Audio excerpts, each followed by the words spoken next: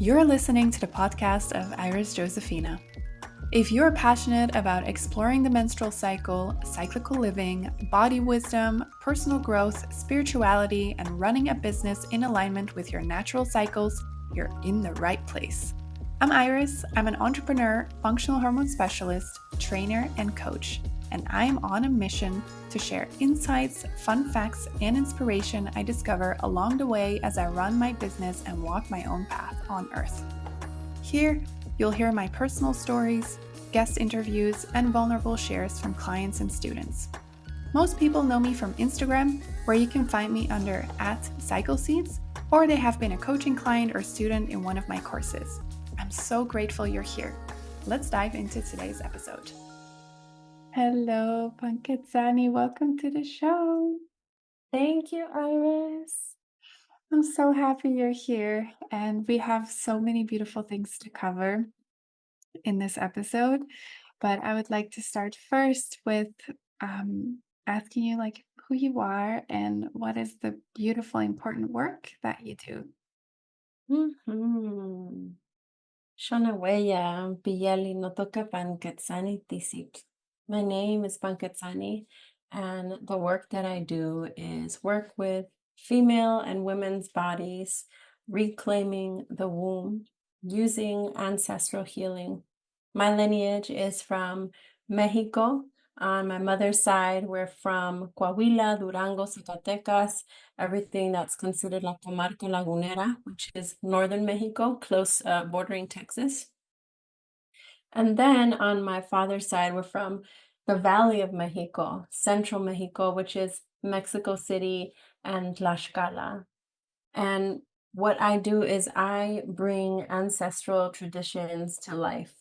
I have folks practice the legacy of wellness and healing that our ancestors left for us so that we can thrive in our bodies, so that we can be hormonally balanced, so that we can be fertile, so that we can have healthy pregnancies, recover postpartum, and move into menopause in the best way possible. My focus is on health and longevity. That includes spiritual, mental, physical health, and all of the things that we need, including community, family, and the social infrastructures that we need to keep us well. Beautiful. And can you share a little bit more about the lineage that you come from, the healing lineage that you come from? Yeah, for sure. My family practices what we call curanderismo. Curanderismo is it's a Spanish word. It means like healing, like the ism of healing, right? Curar means to cure, and it's a Spanish word, but the curanderismo philosophy is actually not based in Spain or Spanish philosophy. It's rooted in Mesoamerican history, Mesoamerican philosophy. And we can go so deep into what comes from where, because like a lot of post-colonial religions, practices, and philosophies of medicine, curanderismo is not only Mesoamerican medicine, but it also has African influence and European influence. African influence because of the way that Arabs were in Spain for 500 years, and also because of cohabitation between African enslaved folks and indigenous enslaved folks on Spanish plantations in Mexico. And this is also where the colonial aspect, the Spanish European aspect comes into play. So curanderismo draws from all of these bodies of knowledge to deliver concise, time-tested, and really relevant, easy healing. When I think of curanderismo, one of the things that comes to mind is my abuela's philosophy of use whatever you have. So she'll look in her garden and see what is in season, what is in abundance right now. And this is how curanderismo grew, because the curanderismo that's in Arizona, for example, is not the same as the curanderismo that's in Texas or California or Central Mexico or Northern Mexico. It's all different, and it's all based on local topography. What can I grab? Are these mountainous herbs? Are these herbs from the forest? What kinds of foods do we have available to us? And so I feel like today curanderismo is almost homogenized and it looks like it's supposed to look a certain way.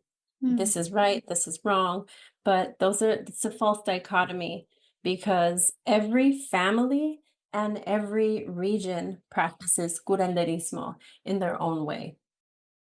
The philosophy, though, is the same. So the philosophy of curanderismo is that we have a body that is inseparable from our spirit, Mm. which means if we treat the body, you also must treat the spirit. You must treat the mind. We are holistic beings. We're not just patching up a scab. We're curing the susto, the fear, the shock that happened when you got that cut, right? So we're curing everything from physical to spiritual. The other aspect of curanderismo is that we believe in animistic forces in our body. We believe in that our organs, they're almost like energy hubs or spirit centers, Mm. which means that every organ has its own contribution to the whole. And if one organ, for example, the uterus, if that is not doing well, then the whole is also compromised. The whole is in WHE.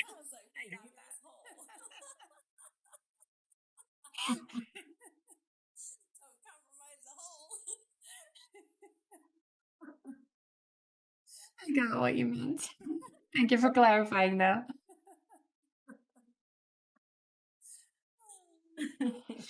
Thank you for sharing that. Yeah. Did you want to add something more?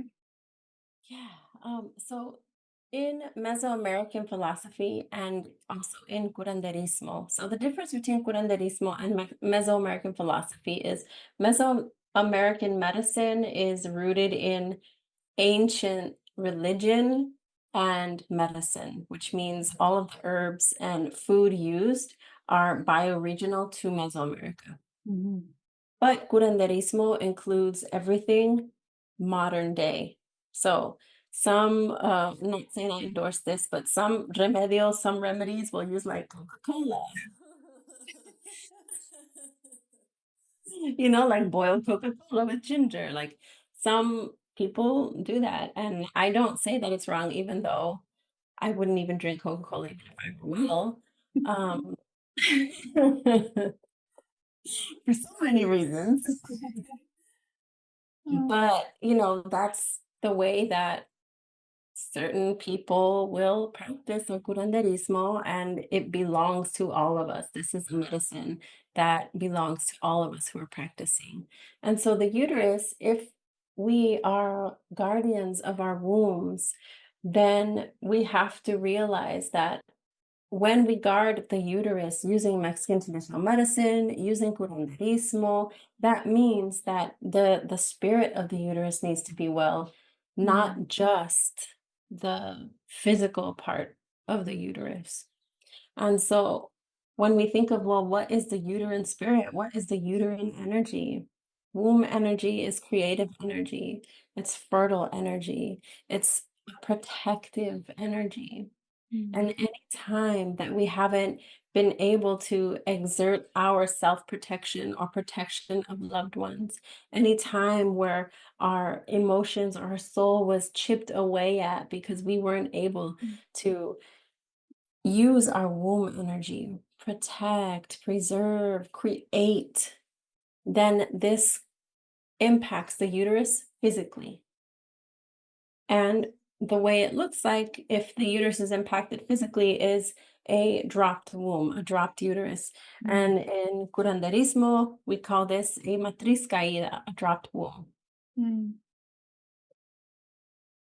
Thank you for sharing that. I love the idea that every organ has its contribution, Mhm, especially if we compare it to like Western medicine, how all organs are so separated and mhm, literally they have like a department that looks at the kidneys and a department that looks at the womb and everything that's mhm, involved in a reproductive system. But obviously, we are whole. Like our body literally is one piece. When you look at it, it's one mhm. piece. Yeah.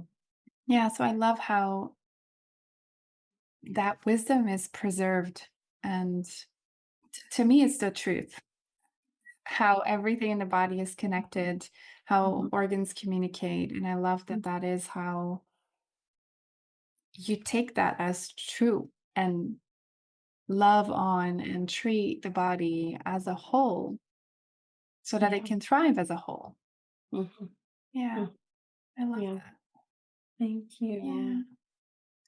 And what, according to you, is the role of this ancestral healing system in our current world? You already explained that every community has their own way, but how do you see this beautiful modality of healing and supporting the body in our current modern, Ooh. rather disconnected world? There are so many diverse and unique ways that we implement ancestral medicine today.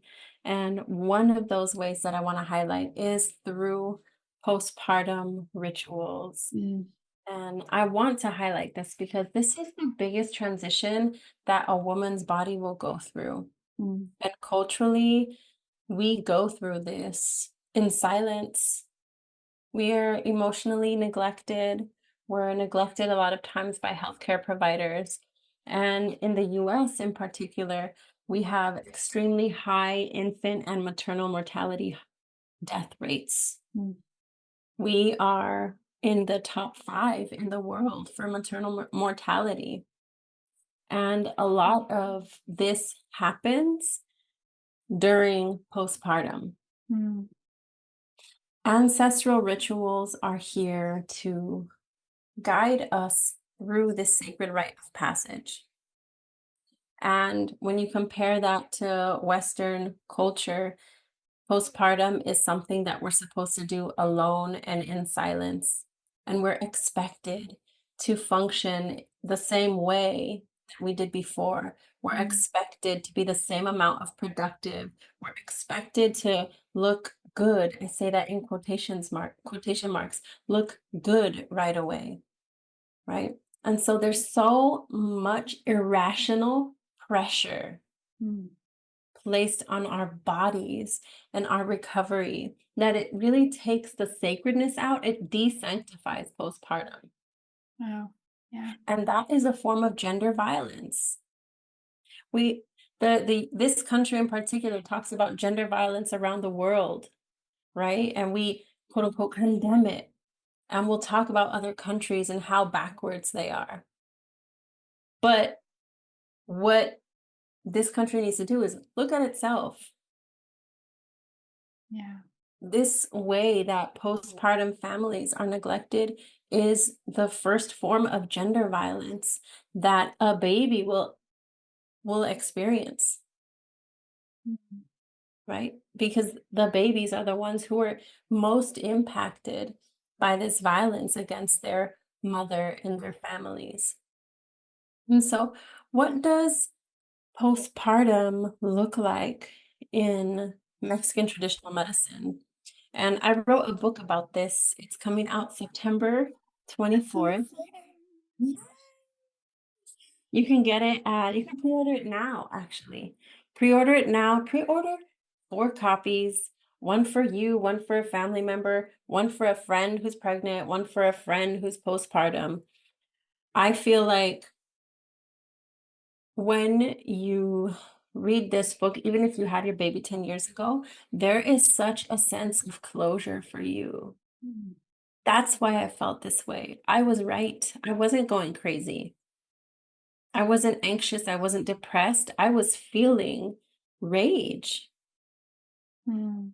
All of the things that I was supposed to get, I didn't get postpartum, right? So what does it look like? It looks like traditional foods. It looks like rituals that massage, move lymph, bring back circulation so that you grow healthy tissue. It's Mm. rebozo movements, which is a sheet or a shawl, like a textile, an indigenous textile that we use to manipulate the body and to shift organs, to make space in the bones, to stretch out tendons, to make sure there's mobility in the muscle and ligaments. And it's crucial for recovering postpartum. We use healing teas, that the vaginal steam bath, herbal slap bath, and all of these remedies are meant to staunch bleeding in the uterus so that you don't bleed out, Mm. to facilitate oxytocin, which is the hormone that we feel when we're breastfeeding, body feeding, or having an orgasm. Even when we hold for more than 20 seconds, we're feeling a surge of oxytocin. And so the hierbas do that. They warm the organism, they warm the uterus, they speed healing, they relax your nervous system. So these are protective, these are volatile oils that are protecting, they're guarding you, they're guarding your fire so that you don't burn out. In Mesoamerica, in Mexico, Tenochtitlan, where my paternal family's from, we had a tradition where and this goes back to pre-colonial times, where you keep a fire lit in the home for at least 4 days postpartum, day and night. Mm.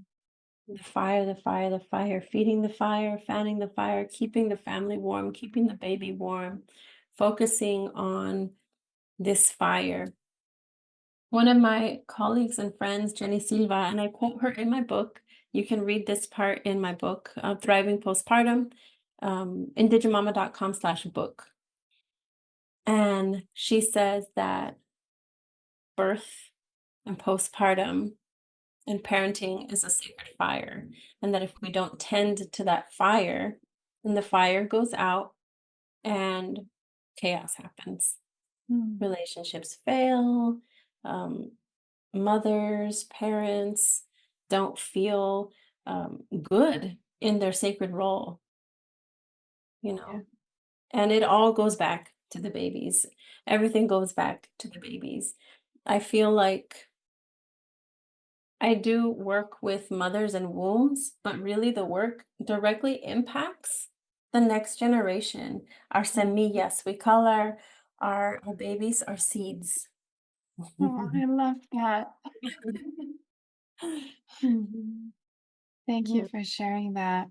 Yeah, postpartum is such an under honored part of our cyclical continuum. Oh yeah. Yeah, it definitely is. I'm so excited for your book. Like, I'm actually in my preconception phase right now. So I'm like researching all the things. And I recently discovered that just 1.5 generation ago, my ancestors, my grandmothers, they had something called closing sheets in the Netherlands, which are cotton sheets that they used to sleep under and then cut into these pieces, which are very similar to rebosos and the closing rituals and the bengkung belly binding. It's like, oh my God, my ancestors had this too, you know? That's And amazing.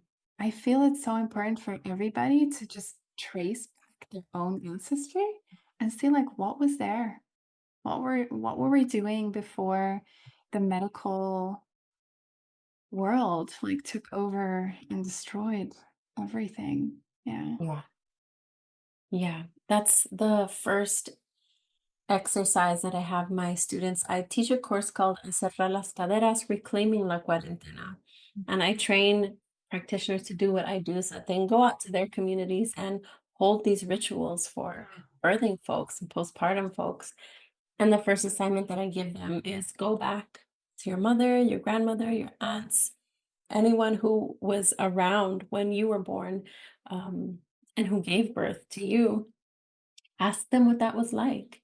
And Mm. so many times my students find out exactly what you say, Iris. Like, oh, wow, we had these traditions. No wonder I'm here. No wonder I'm in this course. It's because I'm looking to reclaim what is already mine. Yeah. Yeah. Yeah. Can you explain to people what the cuarentena is for people who don't Mhm. know what it is? I'd love to. La Cuarentena is the sacred 40-day window after you give birth. Mm. When you give birth, that's day 0.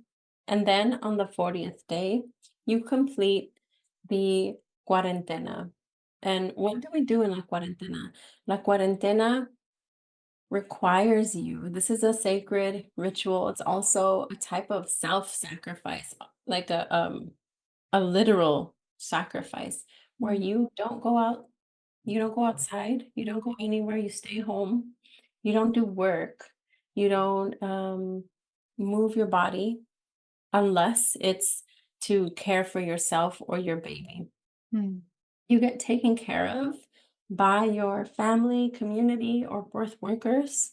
You are fed 3 meals a day with snacks in between. We do atoles, like a corn gruel that's really good for calming the uterus, calming after pains, replenishing electrolyte balance, and also encouraging body milk, really abundant body milk.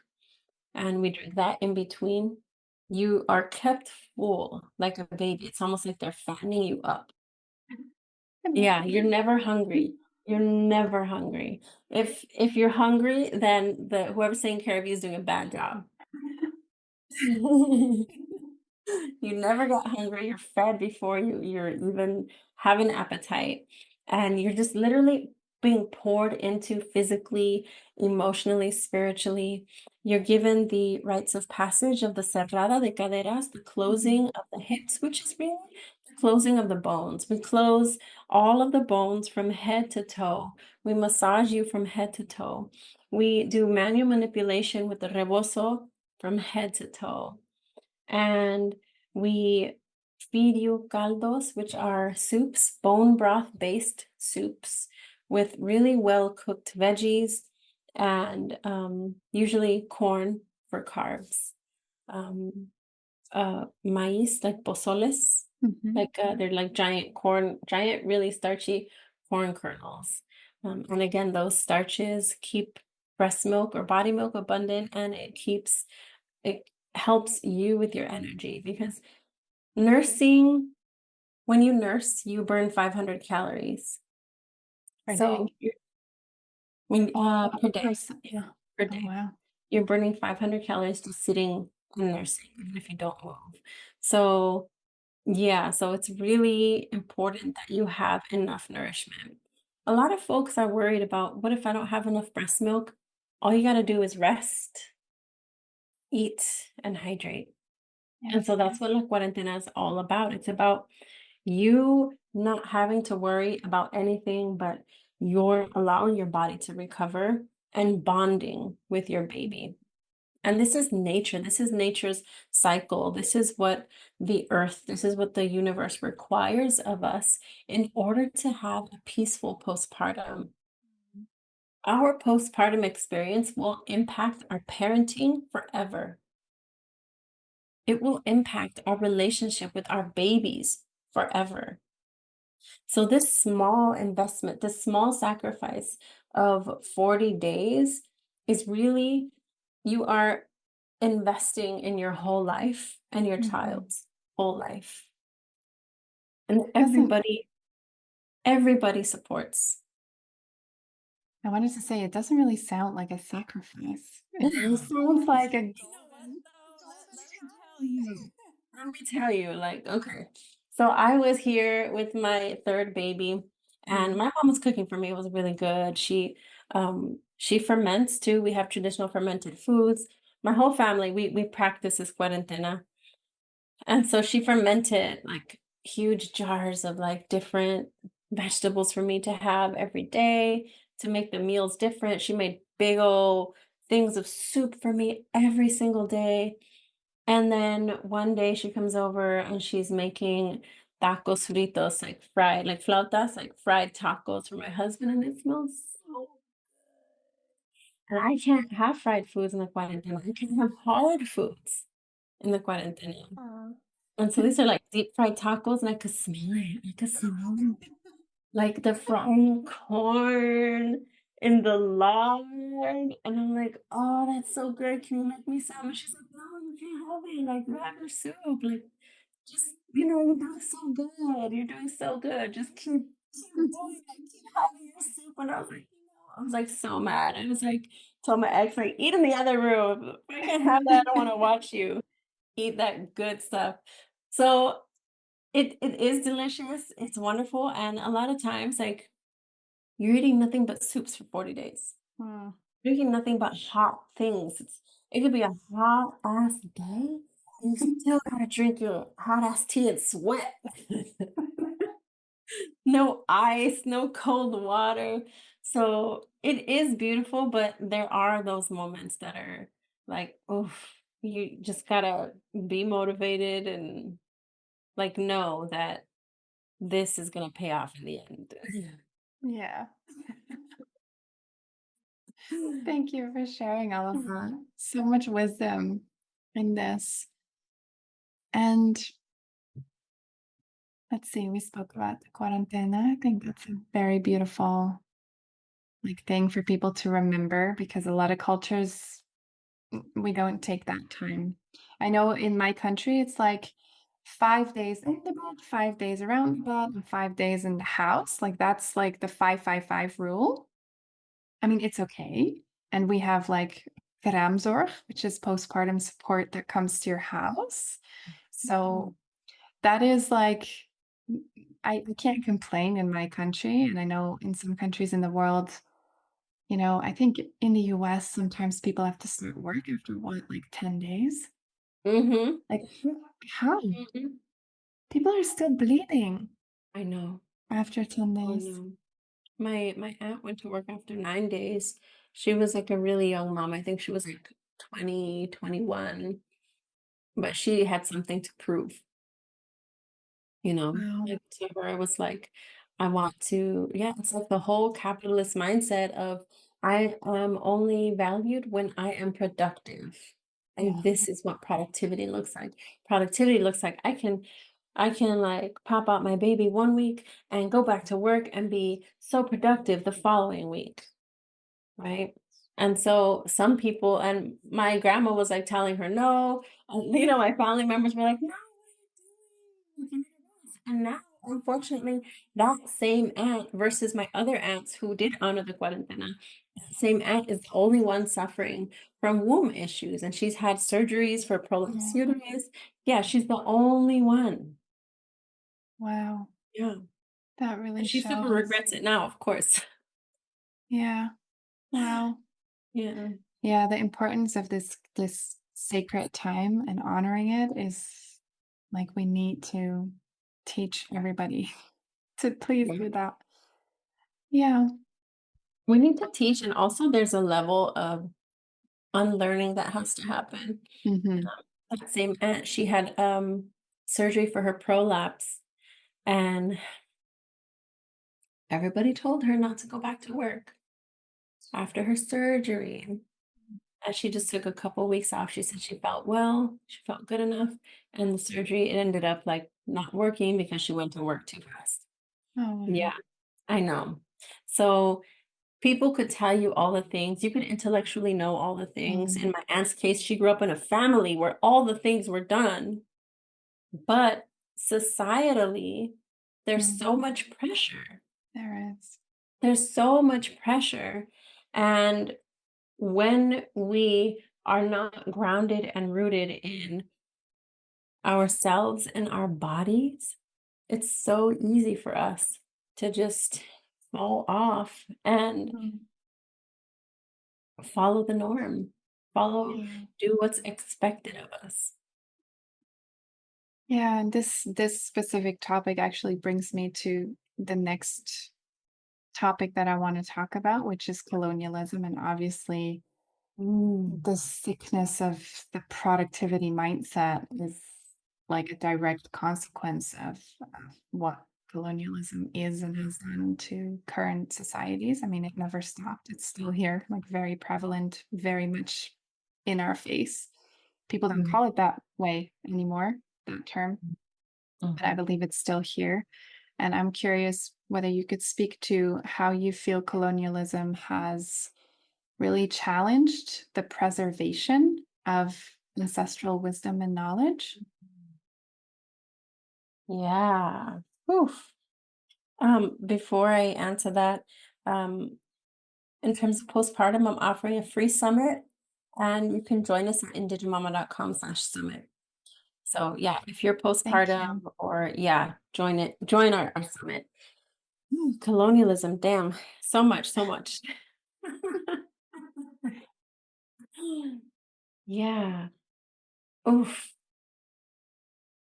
In our so this is I feel like the main way that colonialism has ripped us apart is in our traditions, healing is not done alone. Mm, You heal in community.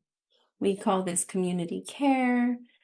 Um, and really, self care is community care when it's traditional. We mhm, care for ourselves collectively. We have rituals for collective care. For example, one of our rituals that my family still practices over in Tlaxcala, we have an uncut lineage of going into the Temazcal. mm, And my father has memories, my grandmother has memories of just going in there with everybody, their cousins, the neighbors. And you go into it's a giant sweat house. You go in there and you sweat, and this is the most purifying thing you can do for your body. It's not just a shower where you're showering the outside. You're literally sweating from the inside out. Your mhm, body, core temperature is heating up. You're sweating and you're cleansing yourself and you're exfoliating with herbs. As you exfoliate with herbs, the herbal fibers are breaking down, which means the cell wall is breaking down and the volatile oils are being released directly into your bloodstream. And the Temazcal facilitates this because it opens your pores. When you're warm, your pores open. So you're getting a super dose of healing herbs and you're chatting, you're talking, you're bonding in the darkness. It's all dark in there. mm. And it's challenging sometimes too, because sweating, raises your heart rate. So you're like, a little winded and telling yourself to stay calm, and you're still like moving your body and massaging each other. And this is something that was banned in the Oh, 1700s. It was banned. They forbade us to do this in the 1700s because they said that why is a grandmother going in there with her grandson and her son and like, there must be fornication happening. This is ungodly. oh, So to them, oh, and also we prayed to Temascaltosi, who is the goddess of the of the Temascal. So they're like, this is fornication. This is worshiping idols, and they made it illegal. And this is why so many families have lost this tradition. Imagine going into a temazcal where you're all like, sitting together and, it's kind of close, you're kind of close and you're helping each other out with massages and exfoliation and everybody's naked and there's nothing gross or dirty or sexual about it. It's literally a bath, you know. yeah. Imagine the amount of shamelessness we had to have in order to go in there.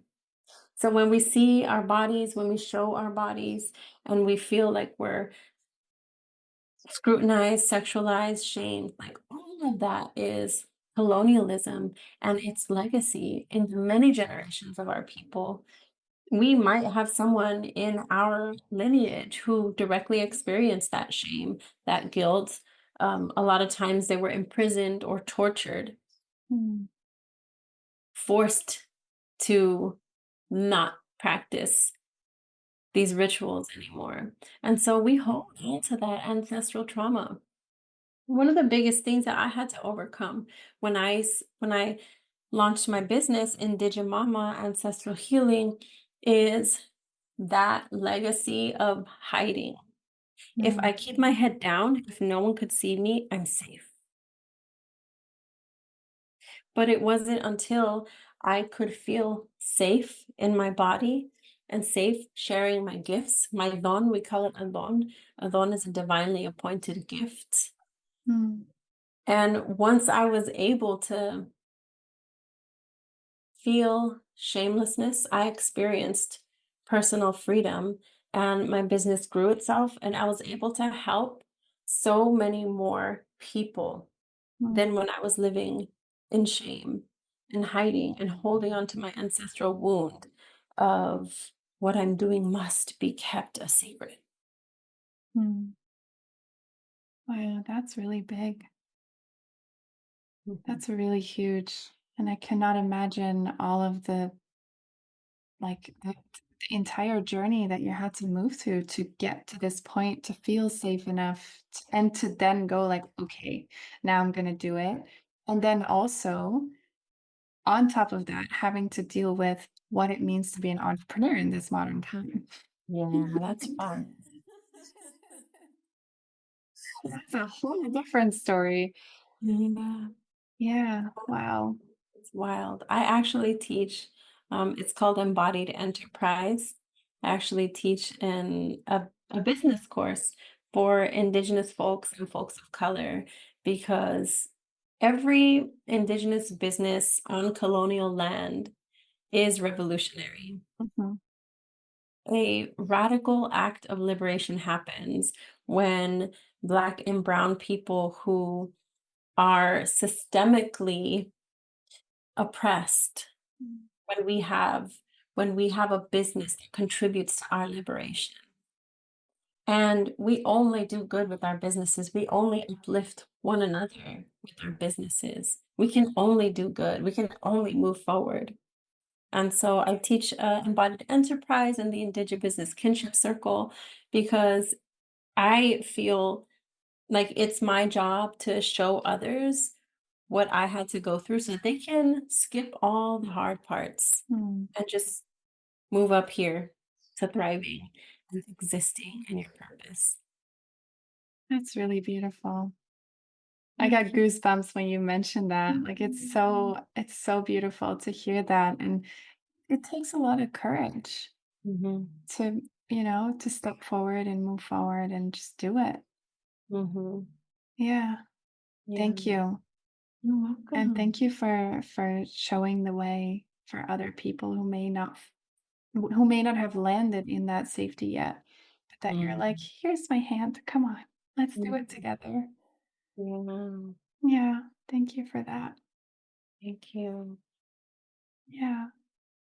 So you have a lot of like different aspects of your work. You've touched upon a few already, and I would love to talk about what are like the maybe this is a bit of a too structured way to approach it, but the key pillars of the ancestral healing model that you're practicing. And that comes with all the things. Like the business part is also that.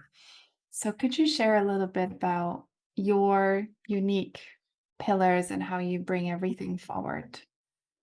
Yes. So the first thing is everything I do is for healing colonial wounds. That's, you know, the big umbrella. Like whatever I do, whether it's healing postpartum, training postpartum practitioners, or teaching business classes, it all falls under we are healing colonial wounds with our existence. I want to honor my ancestors with my existence. I want my existence to inspire others and to heal their hearts. So how do I walk? How do I move? How do I run a business that reaches thousands and thousands of people each year? How do I do this? So, one of the things I do is I teach online courses. And one of the things is I teach self wound care through a course called Matriz y Concha, lifelong self wound care. And we meet online. Folks can also, once they go through this course, they can also come to my in-person Sobadas workshop where they're able to, yeah, they learn how to lift their womb into the appropriate position. They learn how to move their lymph, how to clear congestion from their abdomen, how to clear their fallopian tubes or their uterine tubes, how to massage their ovaries, how to clear their colon. They learn the anatomy, the physiology, and touch for any type of fibroids, cysts, scar tissue that happens for a lot of us, endometriosis. So they learn how to work on themselves. One of the biggest pillars is teaching folks how to do for themselves all of the things that they need to do so that they're well. Mm. So sobadas, a lot of people are like, well, why do you teach people how to massage other people if like you could just do it for them? It's like, one, I Mm. can't massage everybody. I have a 2-year waiting list. I can't Yeah. massage everybody. Yeah. Even if I wanted to, I couldn't. Mm. And if I truly believe in the liberation of Indigenous people, then that means I have to bring back the traditions that were lost. I have to rewrite the books that were burned. I Mm. have to rebuild the communities that were ravaged by colonialism. And so, through teaching folks how to exist peacefully using ancestral medicine is one of the biggest pillars in Indigimama. So, sobadas, which is self womb massage, herbalism, being your own Mm. herbalist, and traditional foods. I teach folks how to ferment foods. I teach Mm. folks how to make medicinal bone broths. I've had my grandmother come in and teach my students, and they just sob. A lot of them don't a lot of them don't have grandmothers who were able to teach them. Either they weren't well enough, they, died before they got to the age to learn, or they suffered from self-loathing, Mm. which is a very real thing in colonized communities where we disconnect and we just want to survive, so we hide, Mm. and we reject our cultures.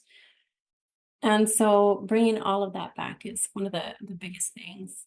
Um, the other thing is giving back. So not only is this a business, but I give scholarships every single year. I just gave $20,000 of worth of scholarships for postpartum practitioners, and they're all Black, Indigenous people of color. And it's all thanks to Indigimama. It's thanks Mm. to the people who enroll in courses. I put a little bit aside for each scholarship, and for everyone who pays the full price, they are supporting folks who are not able to make it into the course, who wouldn't be able to make it into the 6-month healing journey.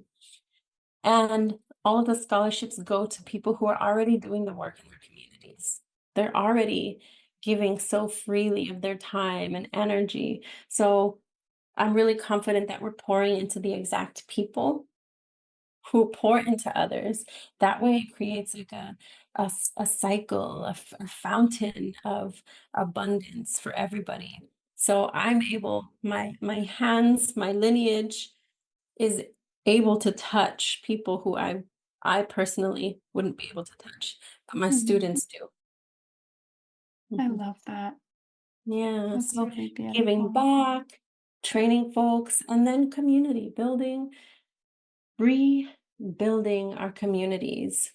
One of the first things that I do when I have any new course is we have a clearing meditation where we clear the ancestral wounds of mother wounds and sister wounds. So all Mm. of the times that we were pitted against each other as women, and the distrust that we have for each other, the the times where we learned throughout our lives that we can't trust another woman, they're our competition. Taking away all of that bullshit that was meant to keep us weak, to keep us alone, to keep us suffering, so we stay in this cycle of oppression, just decolonizing and bringing back, actually, this is our strength. Mhm. Tending to each other, pouring into each other, being vulnerable and honest with each other is our strength. And after that first call, it's amazing because people I've been doing this work for over 15 years. People are friends for decades after this. I They love have, that. yeah. I've seen folks build businesses together. They have built community centers together. They've built like sacred circles of self-care where it's like regular self-care for years. And it's all because we're repairing the wounds of community. We need each other. No matter what, we always, if we have community, then we always have abundance. And this is something I learned growing up Mexican. You go to, it doesn't matter if you're, I had a friend who was like living in a single apartment with like 7 people, and it was her quinceañera, and it was so freaking fancy. And it was like tens of thousands of dollars. And it's all because she had her community sponsor everything. Oh, wow. All of her loved ones, like one person took care of the food, one person took care of the decorations, another person took care of like the chairs and tables, another 2 people took care of the venue. The rest of the people, they took care of the dress. And, like everybody gets together and puts a little bit in the pot, and you end up with so much abundance. And that is the most indigenous shit I could think of is sharing a little bit, and then everybody gains at the end. Everybody wins. We all had a good time. We all ate well. Yeah, it was her quinceañera, but like everyone felt like it was their party. We all had a great time. I love that. Can you maybe explain to people what a quinceañera is for people who don't know? Yeah. So today, post-colonially, a quinceañera is when you turn 15, you become a woman and you have a big party. It's almost like a wedding. It's funny. You put on a big fancy dress, and everybody you know is there. You eat, you dance. Hold on a second. Okay, I thought I had to sneeze. You eat, you dance. And a lot of folks before the quinceañera, they go to church and they have like a special mass for you. That's post-colonially, but its roots are actually indigenous, of course. And we have a special corn ceremony at 15 for the woman. And she goes from being a young cornflower to a Mm. fully, yeah. I don't know if you've ever seen the life cycle of corn or even like the delicate corn flower. It's just really the embodiment of like it does feel like teenage energy. Like it's round, and you could see like it's about to blossom, but it's not ready, like it's not there yet. and it just looks so gorgeous. Like watching corn grow from seed to maturity is like watching a life happen. Mm. Yeah, there's so much wisdom in corn. And so the woman turns from a little girl, like a little tender cornflower, to maize, to like actual corn. And corn is our sustenance. Corn is considered our flesh. In our creation story, we're created from the grounds of corn. Mm. And yeah, we're created from like the corn masa, like the corn flour, blended with blood from one of the gods. And he mashed us up and created humanity. And so when we eat corn, we're um, consuming our flesh. We're consuming the flesh of the earth, and we're um, consuming the ultimate sustenance. Mm. Yeah. And so this ritual happens at 15, and then the person or the woman is considered, an adult. Mm. Lifespans were much shorter back then. So that was about midlife for a woman back then. Wow. Yeah. Yeah. Yeah. I love these rites of passage. It's a whole other, I mean, it's related, but it's a whole other like depth of topic. But the loss of rite of passage is, I think, hurts so many people in so many ways. Yeah. Yeah. Yeah. Imagine every girl would get this as Mm. she was like on her journey after her first period. Yeah. And there were um there were words that were shared from elders too. Like Mm. wisdom was imparted from elders, from people older than 15, and the parents and the midwife who birthed the 15-year-old there, who Oh, helped catch the 15-year-old, all shared wisdom for her. I love Yeah. that the midwife is also involved. Oh, chills, chills. Yeah. Yeah. Oh, bless the midwives, like all Mhm, of them. mhm, Yeah. mm, So I have like one last thing that I want to ask you. mhm, Um, I would love to see whether you could share what are some Indigenous approaches for learning about and understanding the body.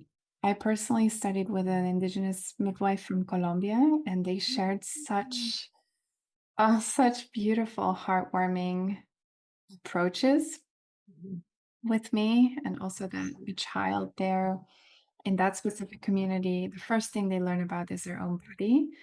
And mm, as they mhm, go on the threshold of puberty and they are about to have their first sexual encounter, they have to show on their, or the person has to show on their body, not on their genitals, but on their body, how they would please them.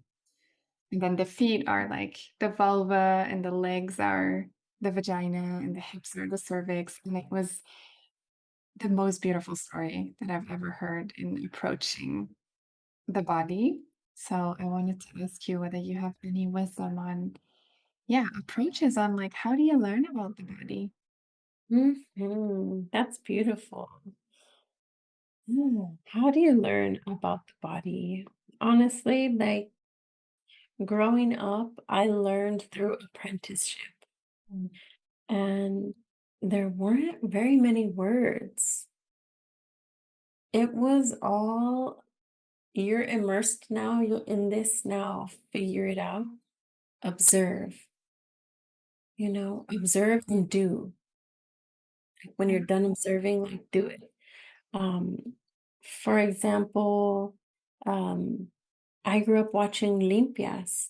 Like if you have a Mm. fever, not only do you give physical, like teas for the body, but you do like egg limpias on the person. These are Mm. like spiritual cleanses with the egg to remove any energy that doesn't belong on the body. You can remove susto, anything that contributed to the physical illness. Spiritually, you're removing it, right? And so I remember this one time, my baby brother, he was really sick. I must have been like 6 or 7, but everyone was really concerned.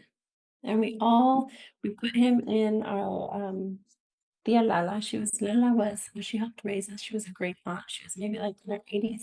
I just remember she was old my whole life. She was an old lady my whole life. And uh, we put him in the bed and we all surrounded him. And the adults were praying. And Lala came and she did his egg limpia, the cleanse. And only through that really scary moment that I learned that, okay, this is what you do. When someone is sick like this is the approach you take. Mm.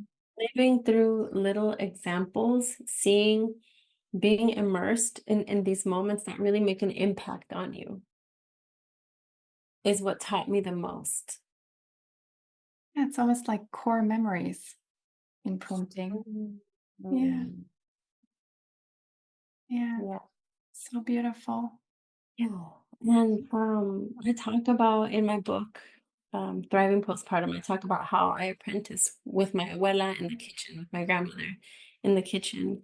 And she didn't explain things, but she planted seeds. And only later did I realize what she was teaching me. But in her wisdom, she knew I could only learn if I learned it on my own. Hmm. And if I didn't learn it on my own, I wasn't meant to learn it.